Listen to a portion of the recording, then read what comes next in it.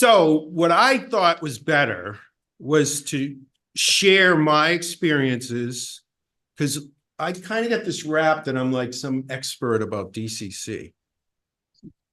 Only because I was really stupid and dumb and I had to learn the hard way over the last, I don't know, I started building my current layout, which is a big layout, 12 years ago, I think it is now. So, and before that, I did 2 other layouts with increasing levels of complexity, and I use computer automation in my layouts. So, and first time I did that was on an N-scale version of my current layout when I lived there in North Carolina. And then when I moved back here, I had a much bigger building, got to go back to HO scale, and I really wanted to do it right and take in what I learned from the previous layout.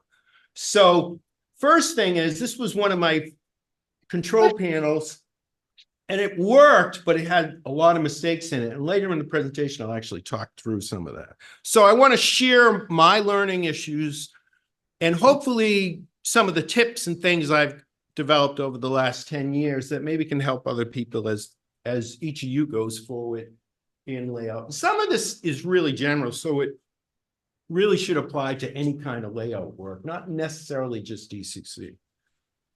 Okay. So these are the areas that, you know, when I think about when we're building a layout, what do we want it to do? And everybody has a different set of goals for their layout. If it's a simple single person layout, maybe the turnouts are all manually controlled, it's a switching layout. It doesn't need to be over-engineered. It just needs, and that would be what I would call a simple 2-wire layout. You got 2 rails, you need to reliably provide power to those 2 rails wherever the train can go. And at the other end of that spectrum would be kind of like a layout like I've been working on, which is got a lot of automation and a lot of sensing technology to tell where trains are. But the tools, the wires, the way you connect everything together, it's really no different. It's just how much you have to do. And the key thing here is the better you plan on the front end, the easier it usually ends up being when you're actually doing it. And more often than not, we're upside down under the tables, bench work, working on. And then as I take an approach of it's good enough, but what was good enough today for me maybe is not good enough for me 3 years from now. So I kind of take the build the layers of the onion approach.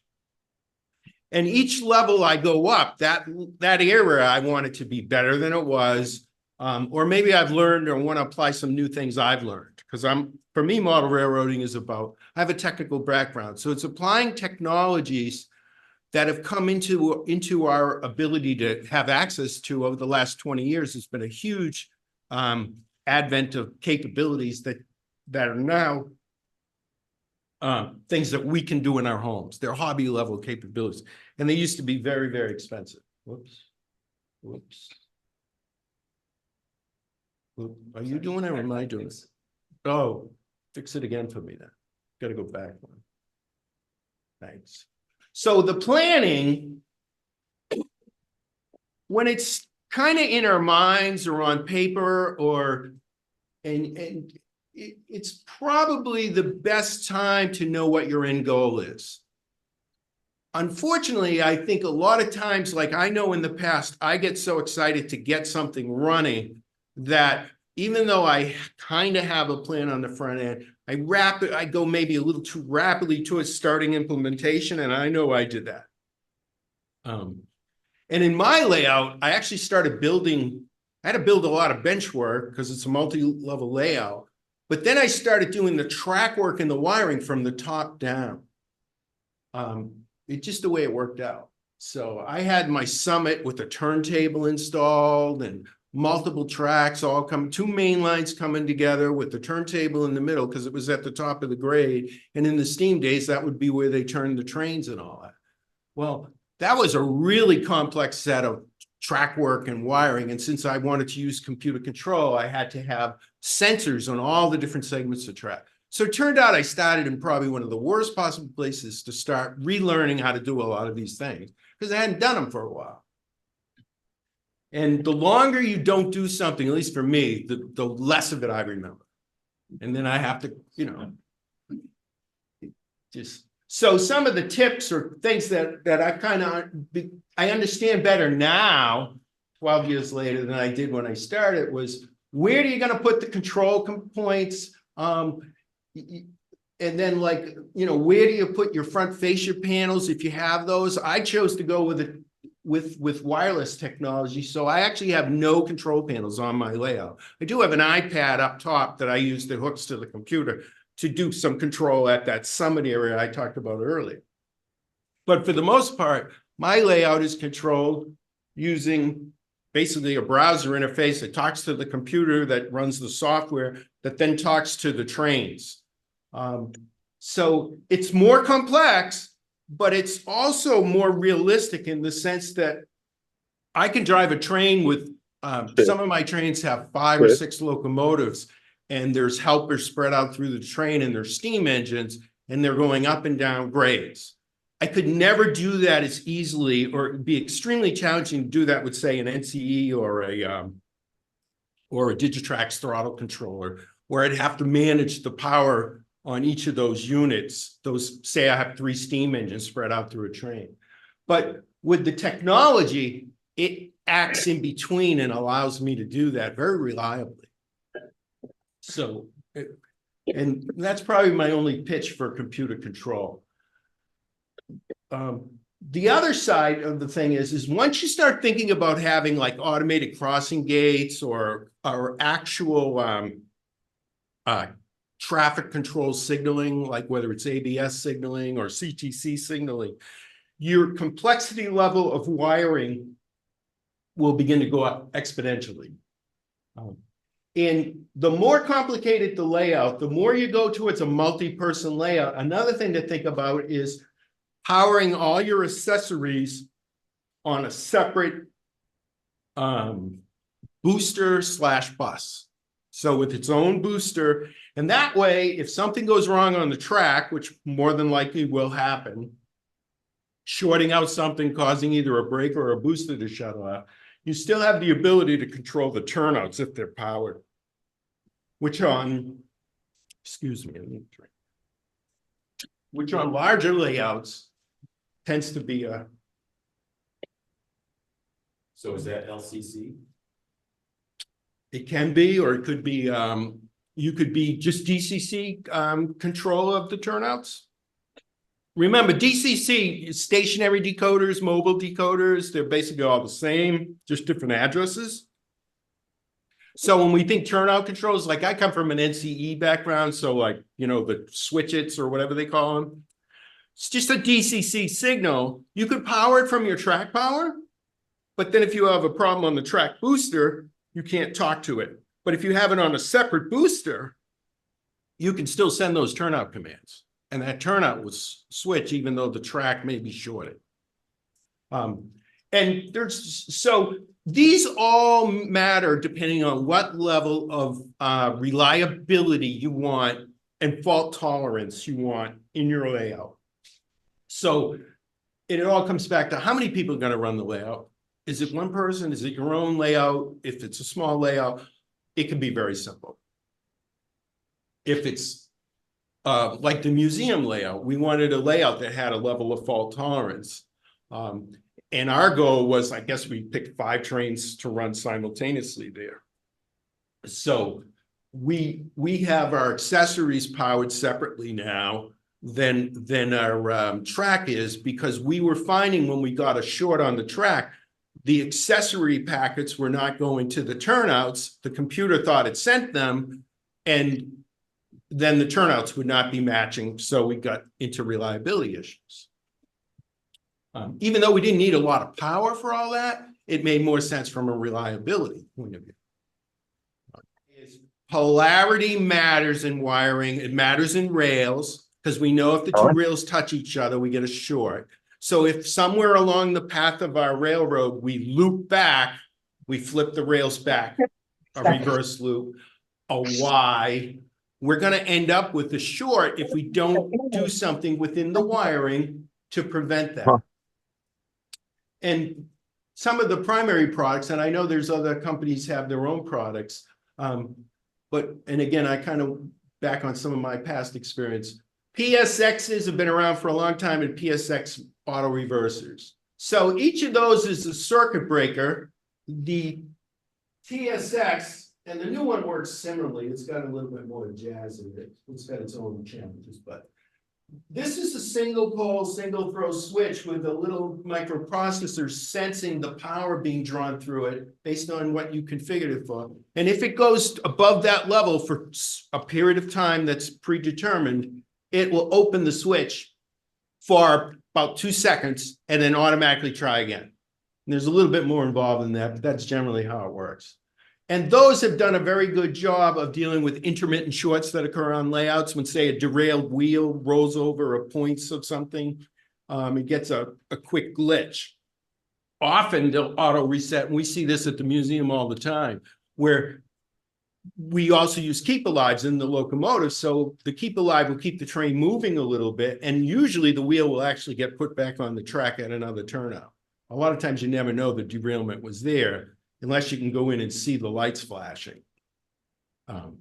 So the key thing about the wiring relative to the electronics here is that somewhere between a booster and your track, it's a good idea to include a device that is a circuit breaker to help ensure that, and this generally applies to older technology boosters, that can often just keep resetting and providing power to a dead short, which is another reason why, if you're going to run a layout unattended, you need more sophisticated circuit breakers than just the booster alone.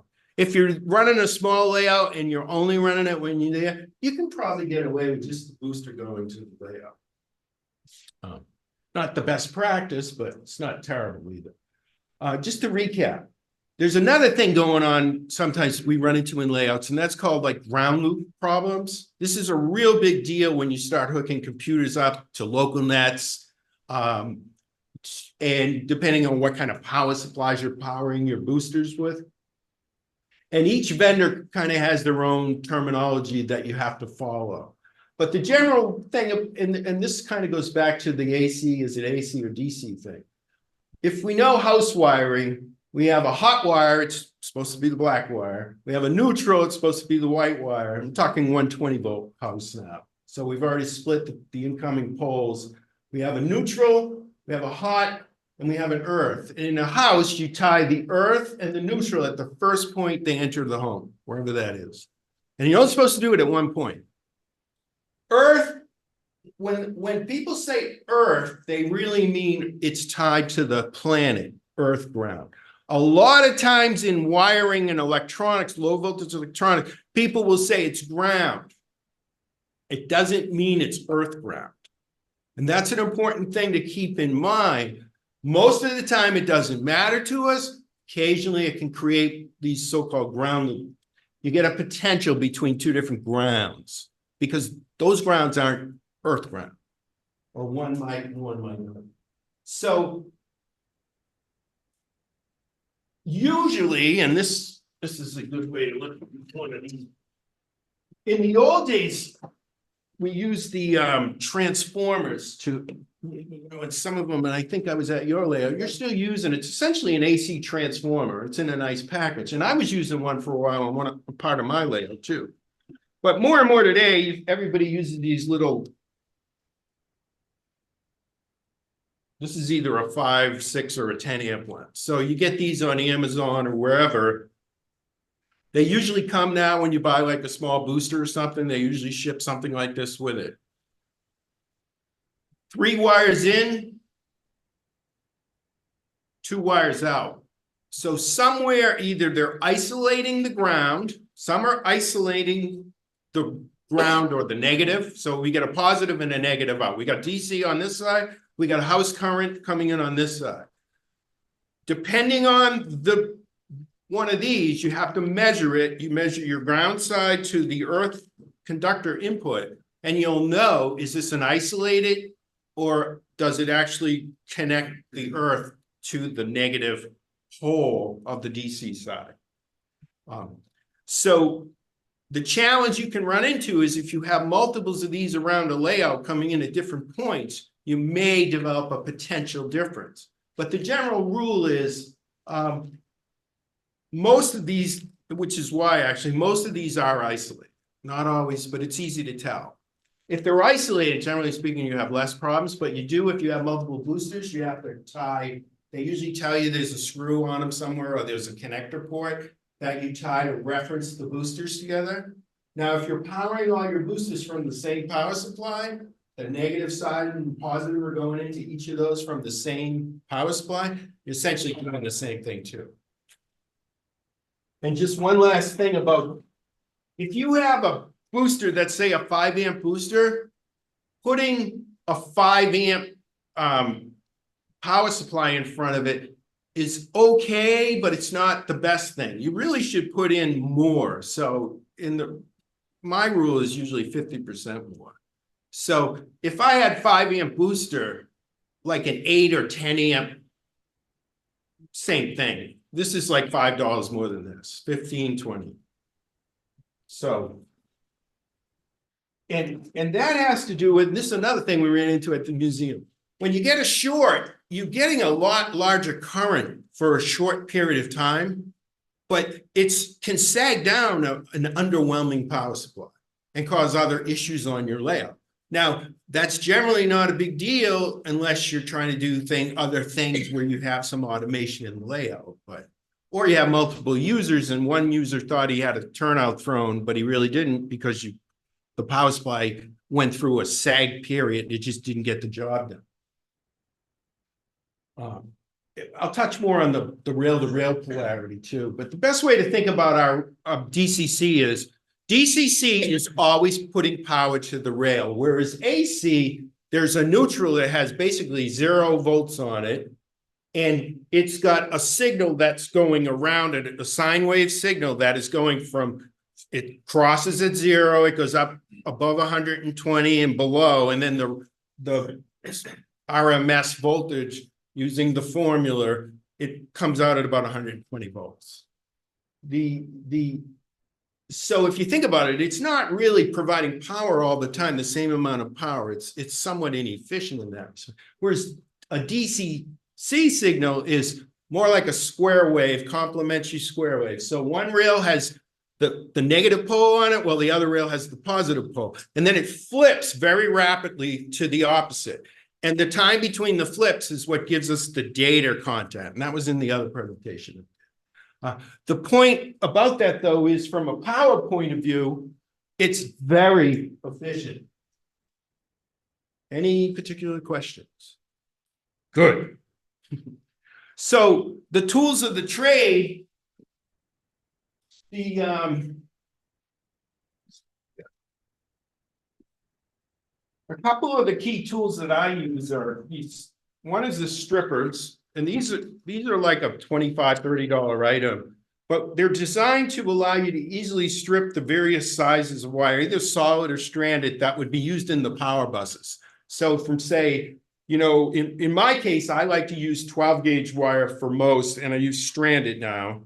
My previous layout, I used solid, but I really learned that stranded wire, and it's household wiring wire, the same stuff the electricians would use. You can buy it at Lowe's or Home Depot and that.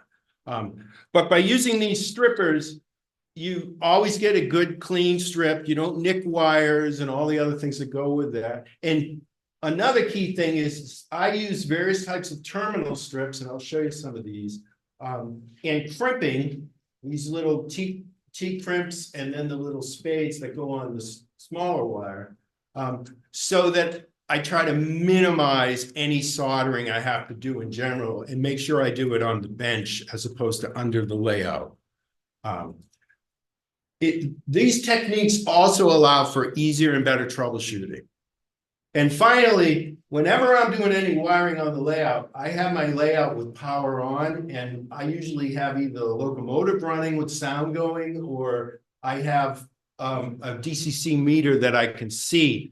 Just so I know if I'm adding track work, and a common mistake I'll make is I'll solder my jumper wires, and I use this twisted pair wire that I can show you. I strip out Cat 5 twisted pair. I use it for a lot of things, but I strip it out to make the feeders. The feeders are short. So this wire is 24 or 26 gauge. I think it's 24 gauge. It's solid, it's very soft. It's used, for data cables and that. 4 pair in a sheath, which you can buy 500 feet of this for like $100 on Amazon. I have a slide that I'll get into on this. The key thing is I can I solder to the bottom of the track, drill 1 hole, pulls through, and because the pairs are somewhat marked, they're blue or blue with white, it's easy to keep a reference as you go. Of course, if you solder the wrong one, which I do every once in a while when I was building, I mean, I was putting in hundreds of feet of track at the same time. Every once in a while, I get one wrong. So when you connect them up the way you think, either the locomotive shuts off or you get a short circuit and the DC power system will shut off and you can look to see if the meter's gone. But having some way of knowing you're not creating a short circuit while you're wiring is the best way to wire. And trying to minimize, it's soldering wires is fine, but it's great if you're never going to need to get to the wire or you never can get to the wire. And I had some wires, wiring I had to build over that I was never going to be able to get to. It's where I come up under my floor to get the track out of stage and over into the beginning of the seam. So in that area, I actually did do some pre-wiring and soldering of the wiring there as I was building that section, just because it seemed like a good idea at the time. So for me, I kind of have migrated to, I use black as my common return wire, and I use common rail wiring, which I'll touch on some more. And then I use red as my power delivery wire to where I then break it out through sensors. And then in the past, I used multiple colors, but now more often than not, I just use white wire and then I color code each of the separate branches. And I connect them together either through a terminal strip or more recently. In the last few months, these are, I think they're called Wago. They're made by a German company. They're called level lock wire nuts. So they're used in the electrical trade as kind of the next step beyond the old twist-on wire nuts that are used in house wiring. The nice thing about these they're very reusable. So the lever goes up, you slip the wire in, put the lever down, you lock the wire in. As long as you stripped it properly, you can use it with solid, stranded, and various size wires within the same connector. So they range from a simple splice, end-to-end splice, to up to 5 taps with basically a bar going across to tie them all together for you. So they're very convenient if you want to have a place where you're pulling, you're pulling a power point to, and then you're going to need to add various branches off that. The cool thing about them is when you're troubleshooting, they're also very convenient because you can easily like isolate this part of the layout from that. If you get into a problem, then you have to troubleshoot. And again, on a larger layout, especially a layout that's evolving over time, it's really handy to be able to go in and do that. Now, the downside is there are a lot of other products that are available on Amazon that look the same, but do not perform the same. So these were some Chinese ones, and I said, wow, that's $9.99. I get a whole box of these. So the first one I bought were these because I didn't know enough about them. And these suck. So these go in the trash. So and the key thing there is, and I believe the company Ideal, which makes a lot of wire nut products too in the US, I believe they have a similar product, and my guess is their product's going to be a good, reliable product too. These are from a German company. What's the name again? It's Wago or something. WEGO. WAGO, I believe. I don't know. Can you see that? That's the actual German company that makes it. The other company distributes them here. I can vouch for those. That's a great way to do it. Yeah. Can you pass that around? Sure. Yeah. I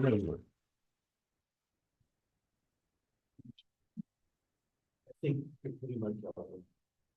And then some of the other components. So, and I'll touch on this a little more as we go through, but a good pair of small wire strippers, which these I use them all the time, I have multiples of those. These are good for stripping the smaller wire very quickly. It's solid wire, so these strippers just, you set it up to the right gauge. And you can get a set of these and you'd be able to do all the tiny wires in a locomotive they usually go up to like, some of them they usually come in two sizes, but like from 32 down to say, I think maybe 18 or 20 gauge. One thing about these traditional these are the European style terminal strips where you don't have to, in the old spade lock type terminal strips where you're supposed to put the wire you crimp a spade on the end, put it in and screw it down.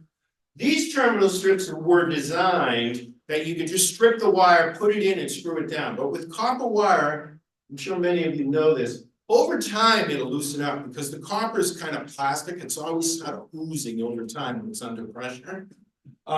So what I do is whenever I'm under my layout working on anything, if I have any of these around, I always have to just check them.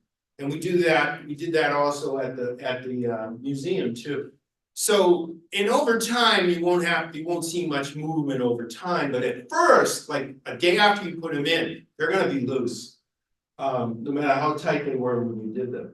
And that's another thing where these are a little bit better, because they're always applying a spring tension so that you don't run that risk of over time they're loosening up. Now, I don't have years of experience with these level locks yet, but from everything I've seen, they look like a good addition to the model railroad wiring tool bag.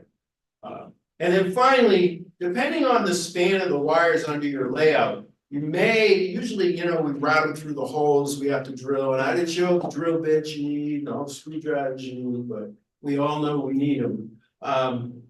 You can buy these on Amazon or eBay, a pack of these little wiring clip things. And they're great for where you got some loose wires to be able to secure them up out of the way. So yeah, this was that. So if this kind of deals with two ends, so I use it for any low voltage or control wiring. So most of us start with what comes with the DCC systems, and in the trade, they used to call this silver satin from the telco days. The key thing to know about this wire is it's 26 gauge. It doesn't have good power delivery capabilities. So if you have long runs and you're trying to power throttles or various panel devices on either local net or is it cat bus for NCE, this can do the job, but it also can have limits. But for most home layouts, I think it's still okay. I have it in my layout still, but slowly I've taken some of it out. I have 3 local nets and an LCC bus in my layout. This wire is what I was saying about. Go ahead, he's stripped.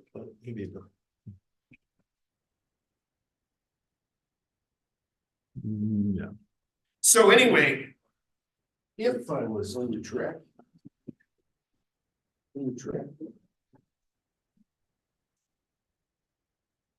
Unfortunately, but you can see it here. So Cat5 wiring has become the standard, it's the go-to wire for data wiring. Even though most of us use like Wi-Fi to connect our. Back in my previous life, when I worked in the world called Ethernet and the original internet, like the internet that ran on steam engines back in the 80s and 90s, that was what I did. So I actually helped develop the standard that resulted in this wire back in the late 80s, actually it was. Twisted pair Ethernet, back to 10 base T. And then we figured out we could go full duplex and we could go 100 meg. Now they run like gigabit Ethernet is standard, like consumer grade stuff you buy now. And to go faster, 2 things happen. Either the wire gets shorter or the wire gets thicker. Oh, here's a piece that's stripped out. So these are both 4-pair twisted pair wires. This is Cat 6. So in Cat 6, it's designed to go faster, longer. But from a hobby point of view, it's thicker wire. So it's 23 gauge versus 24. It's still solid copper, and you want solid copper.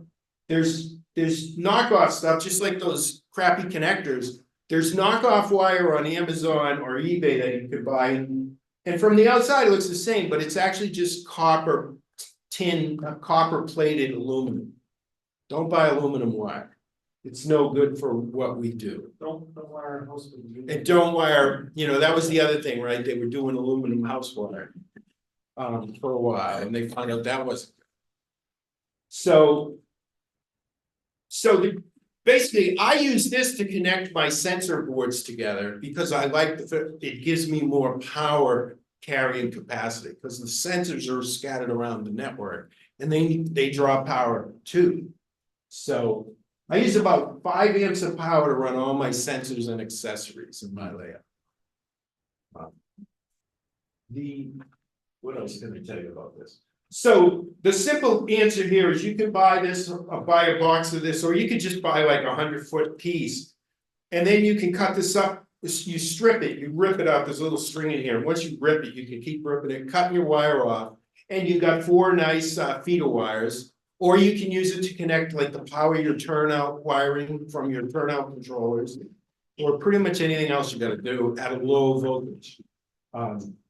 And just a point on, what do we do with that? Keep moving everything, sorry. A little out of practice. So now a real picture of the actual layout.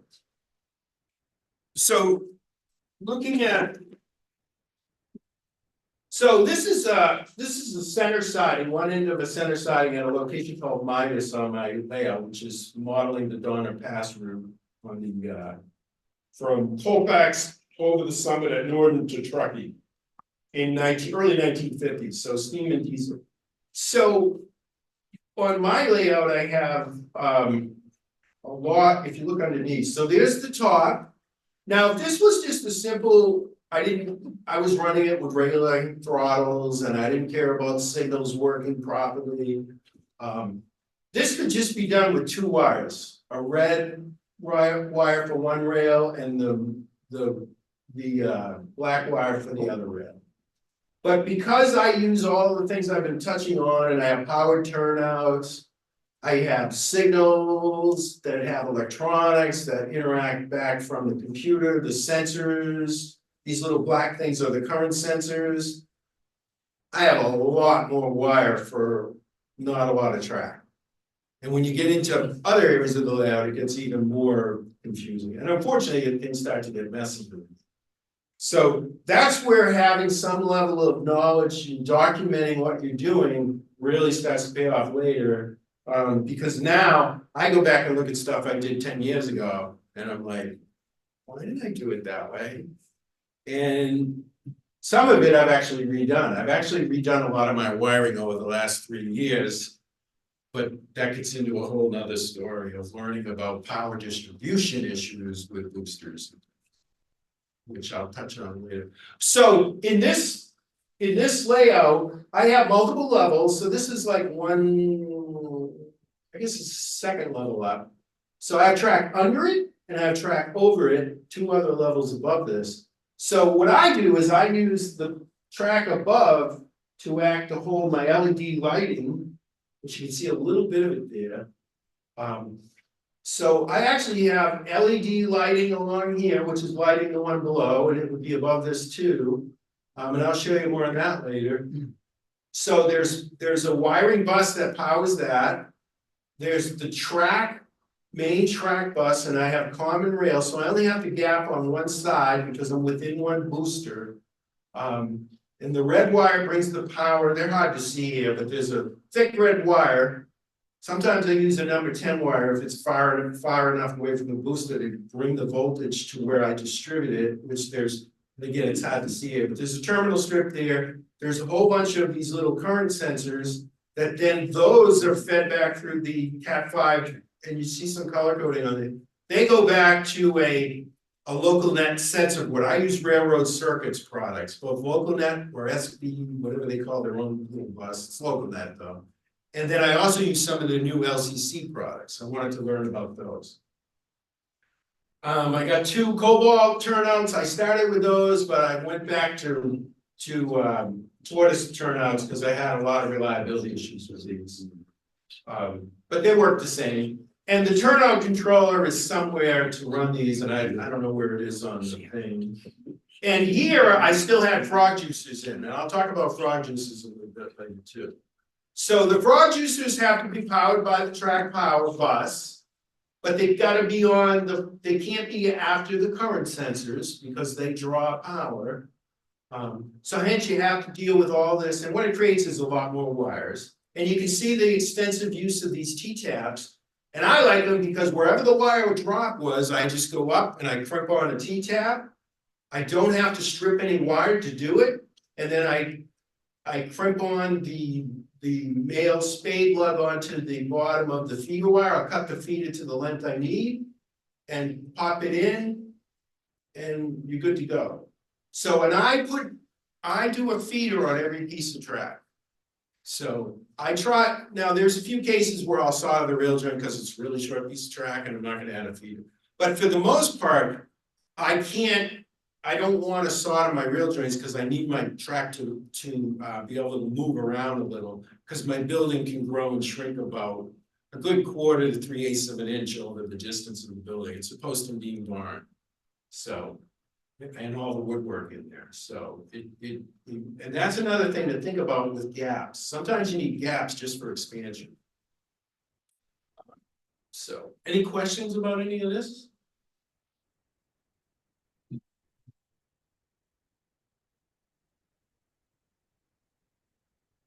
Next one.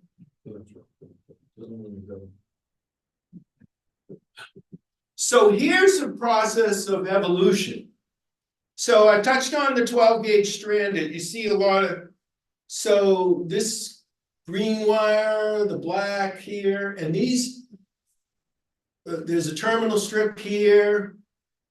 There's a 6-port frog juicer here. The turnout motors, there's actually, I think there's 6 turnouts up here actually, total. So this is the throat of my upper staging yard, the exit throat. So where all the, and you can see down, so this is where there's a cutout in the foam scenery, so I can do maintenance on these turnouts from above if I have. So a couple of things to note here. I don't know if they show up good, but can you read the voltages on those? 13.7. Nah, unfortunately. 13.7. Yeah, one is significantly different than the other. They're both connected to the same track. So there's just a tip on these things. Depending on what you have, they may or may not be like super accurate. So they're a good indicator that you have voltage in that range. They're not, I would not, now it's a relative measurement though. So using the same meter, you're going to get a relatively similar, measurement point to measurement point. You can say, okay, I know that. But unless you have a way to calibrate that to a known voltage, you just sort of got to go with what it is. But since DCC, HO, 12 to 14-ish volts, you start going above 14. I don't know, I thought the spec was 14, but I've also heard people say as much as 16, but I wouldn't go that high. I think you tend to burn your motors more that way. Or some of the old light bulb things, but anyway, most decoders are actually good to about 20 plus volts. And most new decoders have a TVA, transient surge suppressor, I forget what they're called. Most of them have, they were developed originally for static suppression in electronics. If you go back to the 80s when the decoders were first coming out, it was very easy to blow them up, zap them. All our electronics was so zappable, as I like to say. And I am a great static electricity producer. So, but when we got into the early 2000s, the technology began to appear economically and began to be incorporated in the later developed decoders and such, that it's in an accessory product. It's generally not a big issue today with the products we buy that were, say, made in the last, say, 5-10 years. But it can definitely be a problem if you're still using, like me, like I had a lot of old like switches that were probably built in the early 90s and that, and I was still using them. But every once in a while one blows out and I have to change it. So I just want to talk about some of the evolution. When I was first wiring, I was putting my electronics up on underneath every level. And then on my upper levels, I actually have, I call them ceiling panels that fill in so that when you look up, because you can see it, you see blue instead of all the wiring. So it just makes it neater looking when people come to view the layout. So I quickly learned from a maintenance point of view that it's a pain in the ass to have to pull them down every time you have to go up and either reprogram a turnout controller or figure out something with a piece of electronic sensors and sensor boards instead. So then I went back and I had to put holes through the back of my walls here. These are built like regular sheetrock 2x4 walls. My whole layout is built like a house, basically. So all the turnout motors now are all pulled lower down where they're easier to get at, and I don't have to remove anything to get at them if I have to do some work on them. And most recently now, through the work I did last year and the presentation I did last fall, I said, I better put my money where my mouth is, and I said, good keep alives in all your locomotives is a better approach than frog juicers. So I've been in the process of removing all my frog juicers. And here's most of my frog juicers filling. So there's, I don't know, probably easily a couple $100 worth of frog juicers there. I have 100, I forget, it's 100, it's a lot of turnouts. And it's like 150-ish or something like that. And I have probably 100 locomotives, but maybe I run about 50 at a time set. And what I have learned is I get less shorts because frog juicers, and I have another slide on this, but frog juicers create a short to solve a short. And depending on what version you have, they're either better or worse at doing it. So just a couple of the little things here. So I took out that, and the other thing I did was I realized I didn't need these terminal strips here because I had less wires now when I started cleaning up some wiring in that.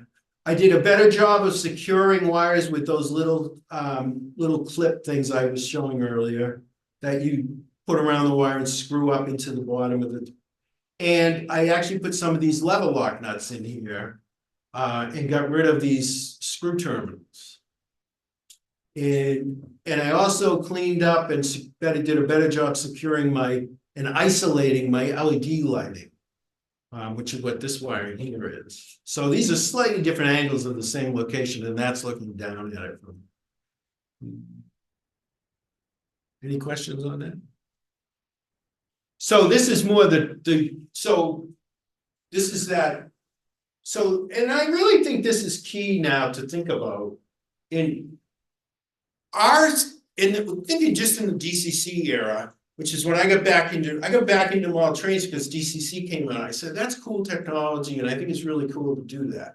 And I kind of got back into the hobby. I'd been away from it for my 20s and most of my 30s. Turnouts. There's all different kinds of turnouts. More and more today, we get what are called DCC friendly turnouts. Now, some are so friendly, they don't even have a powered frog, which I think you were using on your layout. They're just dead frogs. They're plastic frogs, I think. So depending on and I build all well, not all of them anymore, but most of them, I build them using the Fast Tracks jig work stuff and all that. And you have a decent sized frog. So originally and at the time I started, the new thing on the block were those frog juicers, 2010, 2012. Tam Valley Depot, I think the name of the company is. And he's a guy, makes good stuff, various things, and I use some of their products. And I went with those frog juices big time because they work better, in my view. So I kind of take you through. We can do dead turnout. We can do a switch where under the tortoise usually, or it has the switch function for you. So you can power your frog and it'll flip the frog's polarity to the correct rail polarity for you. The downside of that is if you come into a closed switch, you get a short. If you don't have the points mapped right to the way you're coming in. And depending on how you put your boosters and breakers, you either got yourself mad at yourself, or you got your whole operating group manager. And if you're a computerized layout, the computer just said, I don't know what happened, but I'm gonna keep running them trains. So in my view, this is like kind of, it's okay. But usually with dead spots and small locomotives, like we had at we have these really small steam engines around the museum, so we didn't have keep alives. So we had to have some power there. But more often than not, we still ran into trouble with the small units going through turnouts. So we ended up having to go to keep alives anyway. So the switch thing is pretty good, but it does require conscientious operation.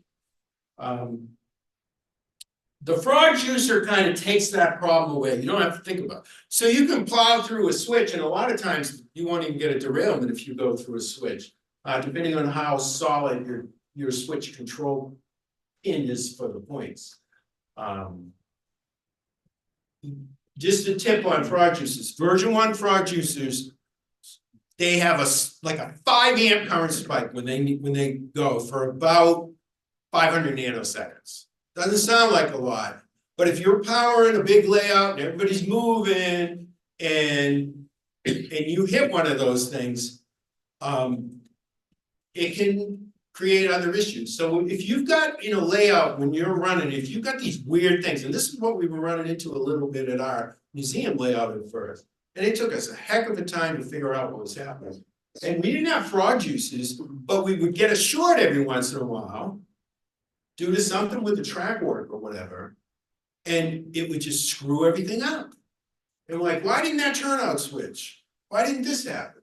So that brings me way back to like, don't buy the 5 amp power supply, buy the 10 amp power supply. Boosters, circuit breakers, frog juicers need more power than they're rated for to work properly. Just always keep that in mind. Every time you go back up the chain, you need more than the rated use will be. And finally, what I ended up going to was as I started putting keep alives, I put it in a few locomotives. I said, these are great. So I bought a bunch of the caps and I built them all myself and I started figuring out how to get them in locomotives. We did the same thing with the museum. And now the museum, we still haven't powered, but on my layout, when I went through and did some of my rewiring work related to another project I've been working on, I just took them out. I said, let's prove if it works or not. Works great. Now, I don't do a lot of start and stop switching over turnouts, but in the one area where I do have some switching and I've done it, I still haven't run into any problems. So I do have them in a couple of locations only because I use that wire as a sensor. So I had to keep it there. So I sense when a train hits the frog, basically. Any questions? By the way, when you go through crossings, a crossing is sort of like a frog, but often it's 2, so it's more like an auto reverser. So a lot of times, depending on how big the crossing is, you probably need to figure out the gaps and add an auto reverser in there. And when you get into multiple crossings, it gets really complicated fast. But that requires like time to study and come up with the proper engineering to where the gaps go, where the wires feed. And just a thank you to, I think it's Alan. He's got a great site on YouTube or on the web, actually, it's not on YouTube. And that's his. So if you Google DCC wiring, you get a lot of stuff, but this guy's site shows up and he's got a great amount of great information up there. So I wanted to give him all the credit for these drawings. So this is a piece of my layout. So when I first wired my layout, many moons ago, I actually had my reversing section here. And then when I rewired and did some other work, I realized, why do I put it there? I can only cross this turnout once. And this way I don't have to worry about having the wires that go all the way from here to there. Because this flips up. So I have a Y going across a gate that opens. And I have a little micro switch on the gate that tells the computer if the gate's open or closed. And if the gate's open, it won't let trains go on to this section. So it works like an interlocking would work in a real railroad. But, so in my case, and I'm not good at drawing, so the blue and the red represent rail polarity. And we know when we come to a Y, we usually need one section of that Y to be the flip. And if you have a lot of people have like where their layout comes around and they might have a peninsula in the middle where the Y feeds into it. That's usually the best place to put the auto reverser. And it's where the turnout is. So there's 4 gaps, each rail coming into the turnout, which happens to be right where it lifts for me. So it kind of killed 2 birds with 1 stone there. And then the auto reversing leg is the purple orange. So they flip polarity depending on where the train's coming and going from. And the other rule of thumb is usually you want it to be the longest section of track because the train can't touch both ends at the same time. That's a common issue when I've been asked to help people troubleshoot problems. Often we find there's this really short section of track that's like a reversing section, a loops, you know, it fixes a polarity loop. Even though it doesn't look like a loop on the layout, it just happened to be the way it got wired. And those are bad. I think you had one in your home layout or something you told me. No, someone else had one that was almost on pitch and on fire. Yes, you were telling me about that. The thing was Yeah. melting. It was like this track Yeah. is hot. Yeah. It was like a heater. Beginner question on that. Why does that matter? Your rolling stock's neutral, right? Not always. I got a lot of sound cars, lighted Okay. cars. Yeah. Plus, if you have metal wheels, Yep. it's not neutral when it goes over the gap. The other thing is when you do the gap for a reverse section, and usually you get this just because nobody can cut a straight line perfect across both rails perpendicular to the rail. You want them slightly offset, like a 16th to an 1/8 of an inch is fine. Because you want one rail to short, not both rails at the same time.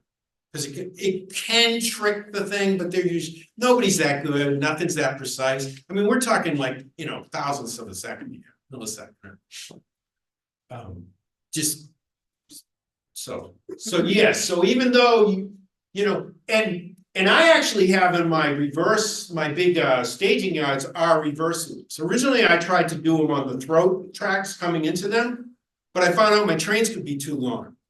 And so then I said, oh, I guess I do need a reverser on every track, and I have 14. So I have 16 auto reversers in my layout. 14 are in staging. I have duplicate staging, 7 up top, 7 down bottom. Each staging can hold 2 trains. So I have to have some control logic, and we do this at the museum too. So we don't allow a train coming into the staging as one's leaving that reverse loop, that auto reverse section of staging. So that's another thing. So if you have a big loop, you can run, and you're running multiple trains, you have to be careful that your operator doesn't run one train in on one end while you're running another train out the other end. Because that'll cause a short too. And you'll get this kind of thing going. And I had some of my logic, I had done some changes in my computer stuff, and I had actually deleted one of those, and I kept seeing a problem recently. I'm like, sure enough, it was me. So those are really the only rules. And then you need some mechanism that does the auto reversing. Most of the time we buy some electronic thing that does it. It could be you doing it with a double pole, double throw switch like in the old days, but it gets old fast. So back to all my mistakes. So this is what I was kind of working with. So these are Tan Valley, like they're really like a 3-amp booster thing. They're good for accessories. I was trying to use them. I had this great idea. I was going to run multiple boosters, and originally I didn't even have circuit breakers. And that's when I realized I needed circuit breakers, because one day I had stuff running. I went down in my other part of my barn, and I was doing something for a while. Came back up like a half an hour later. One of my nice Walthers lighted passenger cars was melting down into the track, and smoke and smells were coming. Because these just keep turning back on. Off on, off on, off on, off on. I mean, it literally melted that thing down to nothing. holy shit, so that was like. The other thing I was doing wrong is the way I wired, I use common rails, so all my negatives come back and they're all tied together. Which is okay on one booster. But I did it with all my boosters. So and it's not the return side to the booster. The booster provides power on both sides. That was a mistake, it was like one of those things where like, how could you be that dumb, I said to myself, because I'm like supposed to be smarter than that, but apparently I wasn't. I just didn't think about it that way when I got back doing this stuff. So the important thing to remember is a booster is driving each rail, and it's sourcing on one and sinking on other, and it does this in a complementary fashion. Best way to think about it is you always have power on both tracks. There's no ground. So, and to make the circuit, you always have it going and coming, but it's flipping so fast. And that's again how, and the frequency that it changes back and forth at is the data being embedded in the signal. So in DCC, the communications protocol is in the power signal. It's in the power. But it's a very efficient way to move power around a layout. In some ways, it's almost, if not in some ways, it's more efficient than just straight DC power, but maybe it's not exactly more efficient. So think of these as little encoding power supplies, right? Over here is my power supply, and there's actually two. Originally, I had two of these. These are each good for about 30 amps at 12 volts, say. I think they're really more like 25 amps at 12, or I run at 14 volts. So my layout when I shut off all my trains and I just have my sensors are running, and it's probably a little more than that, but mine comes down to about 5 amps. When I turn my layout on and I don't start the trains, it goes up. It initially goes up to about 20 some odd amps, a little over 20, and then all the electronics start charging up the capacitors, and especially the keep alives and all the locomotives and in all the sound cars I have. And the keep alives, you can tell that they're charging up because that 20 amps, it goes up to 20 and then it immediately starts slowly coming down. And it takes about 2 minutes to charge up most frog juicers. So when you turn your layout on, you want to get the benefit of those frog juicers. You got to wait a minute or two to let them start charging up before you start moving those trains. Because if you, and I love frog juicers because I don't have to clean the track as much. Because they'll get you through the little, let's face it, there's always reasons. So once again, frog juicers are great. Keep alive. And keep alive. I'm sorry, keep alive are great, and they're easy to build. Sometimes they're hard to fit in, but Question? yes. Do you use keep alives in your passenger trains, passenger cars, assuming they're lighted? I haven't put them in, I put them in the cars. I have some like cattle cars with sound, those soundtrack sound, car sound things. And I put them in with those. I have some lighted cars that also have capacitors in them, but I haven't purposely gone into some of the other ones that don't have any kind of capacitive storage in them to help. I haven't gone in yet, but at some point, when I get brave enough to open those expensive passenger cars, I might do that. But and here's another thing. I have some of those Rapido, I guess they're called. They have some really nice passenger cars, but when you put one of those on the tracks, it draws about, I measured one, it drew over 10 amps instantaneously to get because they don't put anything to buffer the charging of their capacitors. And I have like 5 or 6 of them, and and you'll see in the next slide, but it creates a short. It just overwhelms. And that made me learn how to, on my own hobby project, I had to. And that's where people run into problems with all these new like PSXXs, they tried to solve the turn on current serve problem, but then they created other problems with the new versions of those. But I think they've kind of worked through a lot of that now. So these are PSXs, which went in because these would just melt everything. But I still didn't realize the fundamental mistake was tying the common side of the common rail side It's not a common though. Power common, two altogether. So hence, that was a big blunder. The other one was, I used the same common rail side on all my accessories, so even though I ran them on a completely separate booster, my yellow wires are the accessory power wires. I still was having problems anyway, much like we ran into at the museum. So, and it's a little ratty, but it started out really neat, and then as I was trying to solve problems, it gets rattier and rattier.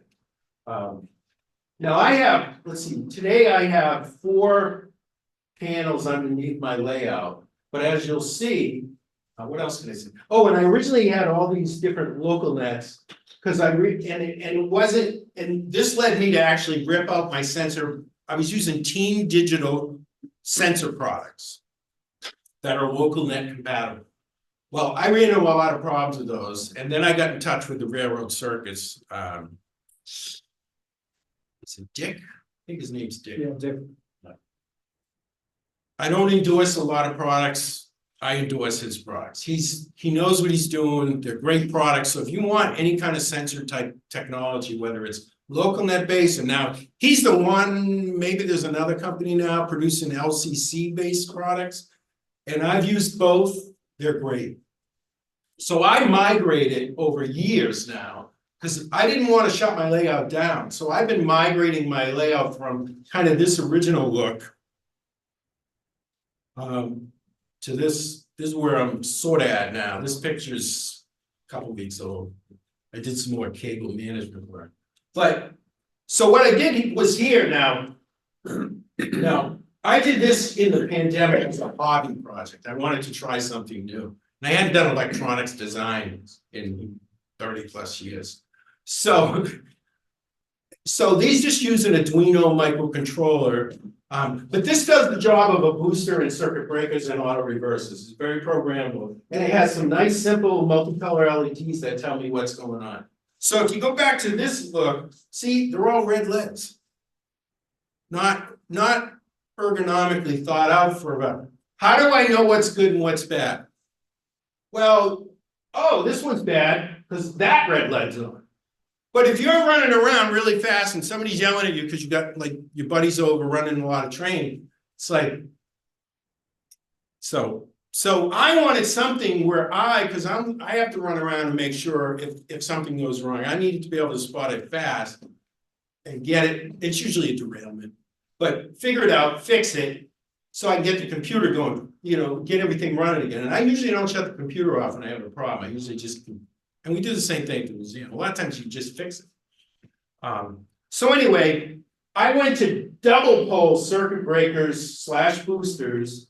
I was able to drop down to 1 power supply because the responsiveness here, because every once in a while my power supply would go into overpower protection mode, because this power supply is designed to be very safe. They're designed for RC, the RC battery charger things that people fly, drones, planes and all that. That's where I got, those came, but they're like 10-year-old design. They don't sell those that particularly. And then I have a small power supply here that just powers my NCE Power Pro, which only goes to 1 wireless throttle thing through this gray wire that's stuck up under the benchwork. And I have 2 wireless NCE, but I never use those. I just use my phone through the computer to run trains. And for me, I've learned how to do it and I like it. But the key thing here is now the accessories are all powered separately. All the separate, the layout is gapped properly for separate boosters. So 1, 2, 3, 4, that would be a 5th one, 6, 7. Let's see, there's 8 here. One of them on the end, that orange means it's an auto reverser. There's another one here, it's an auto reverser. And this one, I think I'm using 5 of these, and this one I'm using all 8. So I can have up to 8 separate branches, if you will. It's all the control signal comes from just one of these, Power Pro, and it just talks to all those. So the one thing to remember when you're building a layout for all your track system, you want to use the same vendor's components. So if you're using PSX breakers, use all PSX breakers. If you're using NCE for a booster and you need another booster for the track, use another NCE booster, same model preferably, same time frame. And the reason for that is if you mix and match different things, they may have different delays in how the signal propagates through them. And if it gets to be too much, it can cause fighting. And then you're gonna burn up current and maybe damage a device too. So that's just the thing. And then the only other thing about boosters are if you have multiple boosters, you gotta deal with the phasing of the boosters. So that when you go from one booster zone, what do they call them, power districts to the next, you know, when you have a 2-rail gap there, you don't have one, you know, the A side of one is connected to the B phase of the other. That shows up really quick. The locomotive gets there and it goes, and the easiest way to verify that is when you're doing your wiring is just take your meter, whatever voltage meter you're using, and just measure across the 2 same rails. And if you get voltage between the 2 same rails, that tells you might have a phasing problem. So one of the boosters got to be flipped where you come out of the booster. Those are really problems you only run into when you build it, right? So they're not really common issues you run into in time. And you can see I'm cleaning up everything a little bit better. And I actually got down to 3 separate local nets, and then I have one that I hook up to NMRA so I can troubleshoot my sensors if I need to. And I have, you know, multi-hundred sensors in it. But I got down to 1 power supply, and when my layout is running, normally I run somewhere around 14 to 16 amps of total track and accessory power. And when I run it, when I slam everything on, just sort of seeing how can I break it with every train I got, my modern trains, my older trains, I can get up about 22 to 23 amps. And that's sort of an average, you know, that thing is giving you an average sampling. And that's another thing to remember when the trains are running, the train controller decoders use pulse width modulation. So they don't vary the voltage, they vary the period the voltage is on. So when you hit a locomotive with that, you know, and say the load on the engine changes because you're going up a grade or you're about to pull a heavy train forward, you're getting a much greater current demand than the average current being used. And that's the other thing that can trick those PSXX circuit breakers. That was some of the things I did when I studied those last year, prepared for the fall thing. So here's just a simple little tidbit. DCC power, when it goes into our decoders, the first thing it goes through is a little, they usually use individual diodes on engine decoders, but it goes through a rectifier circuit. Whoops. So the rectifier is 4 diodes. Well, you can buy these things, you can buy like 50 of them for 50 cents each. And DCC signal is, if you just take DCC from the track or from a separate booster, and you need, you know, I want to light 2 LEDs in a little trackside building in the middle of nowhere. This is a great way to do it. You just build up a little simple circuit where the AC side coming in goes from the DCC, and the DC side coming out, plus and minus, usually red is usually plus, black is minus. You can hook this up to an LED through a dropping resistor and power your LEDs pretty simply and pretty cheaply. And you can plug these in anywhere you need them along your track. So this is I was originally thinking I was going to run a whole separate set of DC wires around my track to power all my lights and building. And I said, now I'm just going to use separate boosters to run all my accessories. And this is a much simpler way. And if I want, and some of my things are actually, I have some Arduino things that like act like little DCC decoders too, so I can like program when the lights go on and off. Same deal, except it's also got a little microcontroller there, you know, a $2 microcontroller doing the animated lighting effects and stuff. Won't that trip the current sensor in your track there? Yeah, so if you're doing sense, that's why I do all my accessories on a separate accessory bus. And that, yes, you're very correct though. So if you're doing so in general, if you're doing any sensing most times in DCC, we use current sensors. So if the sensor is here and the flow of current is going that way, any use of current beyond that sensor will make that sensor go on or trip it.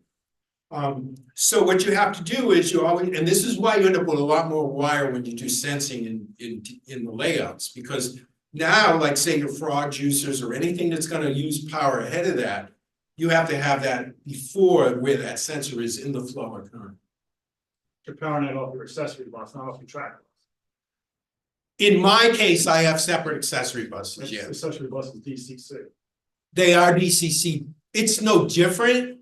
And the other thing is, if you're using a separate accessory bus, you don't have to worry as much about polarity because you don't have multiple things connecting back together like you do with the track, where you have to make sure you keep the polarity straight from one of the bus wires to the other. So I just use 2 yellow wires. As long as I go to each of them, I know I'm good. And talking about buses, I didn't really hit on it. Any questions on this? More questions? So, but if you think about it, if you just have, and if you're not using sensors and you're in the middle of nowhere on your layout, but you got like some trackside shanty thing and you want to put a little, like a flickering, like maybe a flickering flame light in the middle or something, like a lantern is in there burning. It's a very simple and cheap, effective way to get yourself some DC power to run that LED. And by the way, I would focus now forward is only using LEDs to provide lighting and layouts. They're very, very available. You can go on Amazon and buy pre-wired LEDs, like 20 in a pack for like less than $1 each. And you can get them in all colors and all sizes. I mean, down to those tiny little nano ones. So layout lighting. So if you're doing multi-level layout lighting, it's very convenient to use that upper level to like act as the valence. And you can use these LED strips, which these come usually, it's like the bag they come in. I've had very good success with this company, Highlights. They seem to produce, they're more expensive. They're like 3 to 4 times the cost of the real cheap LED strips you can buy. They come on a reel. Now I use the same color. I use the 5 kV Kelvin, 5,000 Kelvin. And all of I actually have a little Arduino. This mimics a locomotive decoder, but instead of powering, so on my train controller software, it looks like an engine. It doesn't go anywhere. It's the sun. So it rises, it gets brighter, it sets, and it gets dark at night. I don't want to do it. I'm afraid. So this is connected to the layout, like to the accessory bus.